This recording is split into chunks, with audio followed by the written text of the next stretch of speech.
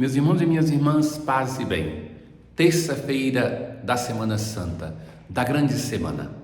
Nós nos encontramos na liturgia da palavra de hoje com o segundo cântico do servo do Senhor ou do servo sofredor, aonde ele mesmo vai descrever a sua vocação. Se no primeiro cântico, aquele de ontem, era Deus que falava com o seu servo, que o descrevia, agora é ele que fala da sua relação com Deus, do seu ser profeta escolhido pelo Senhor. Nesses dias, nós vamos ir adentrando através do Evangelho nos acontecimentos que antecedem a última ceia ou que nela já estão. Jesus hoje vai estar com os seus discípulos e naquela ocasião ele vai aprofundar o tema da sua doação e da traição por parte de um dos seus escolhidos. Escutemos. A antífona de entrada de hoje: não me deixeis, Senhor, à mercê de meus adversários, pois contra mim se levantaram testemunhas falsas, mas volta-se contra eles a sua iniquidade. A primeira leitura, como lhes dizia, do profeta Isaías, é o segundo cântico do servo do Senhor. Nações marinhas, ouvi-me, povos distantes, prestai atenção. O Senhor chamou-me antes de eu nascer, desde o ventre da minha mãe ele tinha na mente o meu nome. É a narração da vocação como acontece também no profeta Jeremias. Antes de ser nascido, já era escolhido pelo Senhor.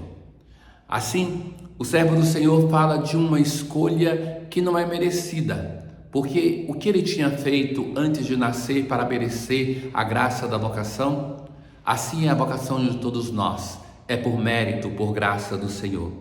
Ele tinha na mente o meu nome, fez de minha palavra uma espada afiada.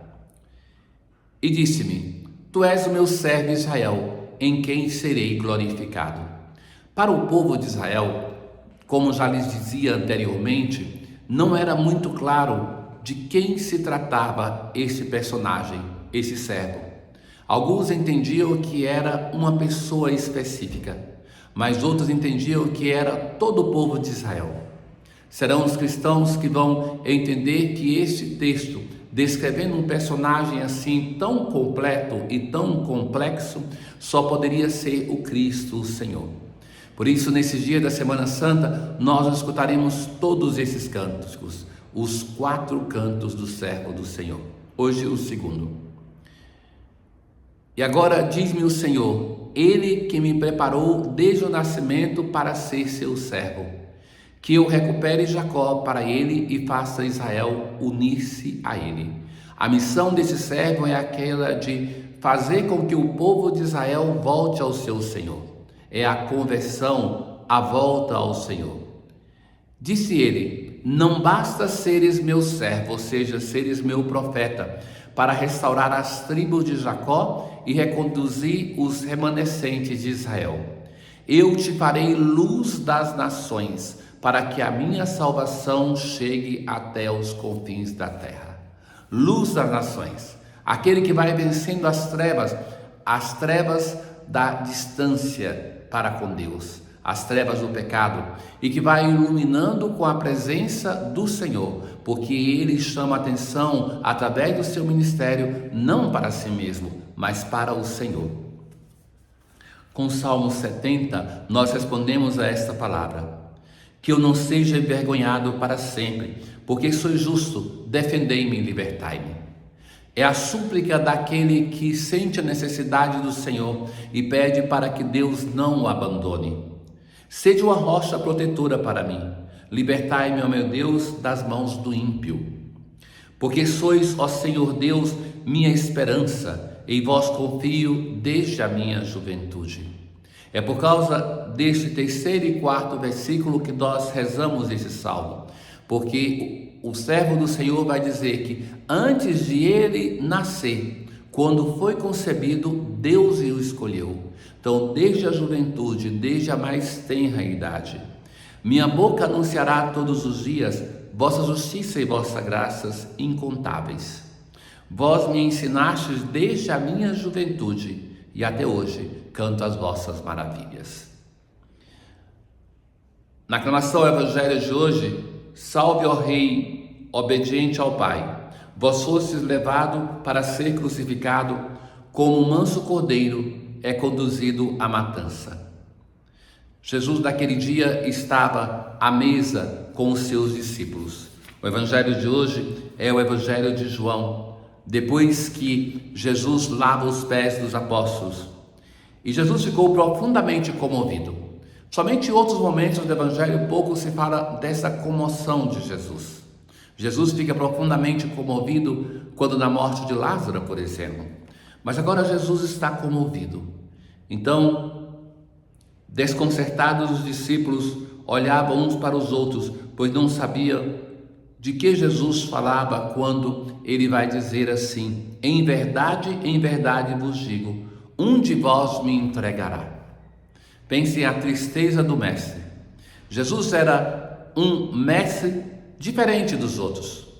Os outros mestres eram escolhidos pelos seus discípulos. Jesus não, ele que escolheu a todos, inclusive escolheu Judas Iscariotes. Então ele escolheu. Judas tinha todas as qualidades e as condições recebeu para ser um grande apóstolo. E Jesus chega a essa conclusão.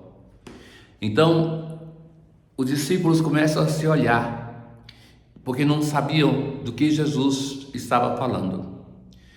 Um deles, a quem Jesus amava, estava recostado ao lado de Jesus. É a primeira vez no Evangelho que aparece esse discípulo amado. Vejam que falar do discípulo amado não é falar que foi o único que Jesus amou, mas sim aquele que sabia que Jesus o amava, que tinha consciência disso. Então Simão Pedro, sempre quando aparece o discípulo amado, e vamos ver isso durante o tempo pascal, são 7 episódios que ele aparece, está sempre relacionado com Simão Pedro. E então Simão faz um gesto para ele. E este discípulo então, em um gesto de confiança, de proximidade, vai dizer: Senhor, quem é? E Jesus vai responder: é aquele a quem eu der um pedaço de pão passado no molho. Este gesto era um gesto de deferência, de reconhecimento que se fazia na ceia hebraica para com um hóspede importante. Então Jesus faz esse gesto que para os discípulos fica uma incógnita, mas para o discípulo amado era o sinal de que Judas seria o traidor. Depois do pedaço de pão, Satanás entrou em Judas, a decisão de trair Jesus. E Jesus vai dizer: o que tens a fazer, executa-o depressa. Os outros apóstolos não vão entender de que ele está falando, porque isso poderia ser um cuidado para com os pobres. E é interessante esse pensamento dos apóstolos, que demonstra que havia na comunidade apostólica, em Jesus precisamente, uma atenção para com os pobres. Ou então, alguma coisa tinha que fazer para a Páscoa. Mas quando João narra as coisas, ele não somente conta fatos, mas tudo é muito simbólico. Vai dizer: era noite. Como era noite o encontro com Nicodemos. Então, que era noite porque era o final do dia, era escuro, mas era a noite da escuridão, da consciência, da alma, dos princípios morais, da imersão de pecado na qual se encontrava Judas Iscariotes. Jesus vai dizer: agora foi glorificado o Filho do Homem, e Deus foi glorificado nele. Filhinhos, por pouco tempo estou ainda convosco. Para onde eu vou, vós não podeis ir. E Simão então vai dizer que: Senhor, para onde vais? Jesus vai dizer: para onde eu vou, tu não podes seguir-me agora, mas me seguirás mais tarde. Senhor, por que não posso seguir-te agora? Eu darei a minha vida por ti. E a resposta de Jesus: em verdade te digo, o galo não cantará antes que tu me tenhas negado 3 vezes. Não só Judas negou, abandonou Jesus, mas ele não acreditou na misericórdia, ao passo que Pedro e os outros apóstolos sim. Deus eterno e todo-poderoso, dai-nos celebrar de tal modo os mistérios da paixão do Senhor, que possamos alcançar vosso perdão. Tenham todos um bom dia. O Senhor esteja convosco, Ele está no meio de nós. Abençoe-vos o Deus Todo-Poderoso, Pai, o Filho e o Espírito Santo. Paz.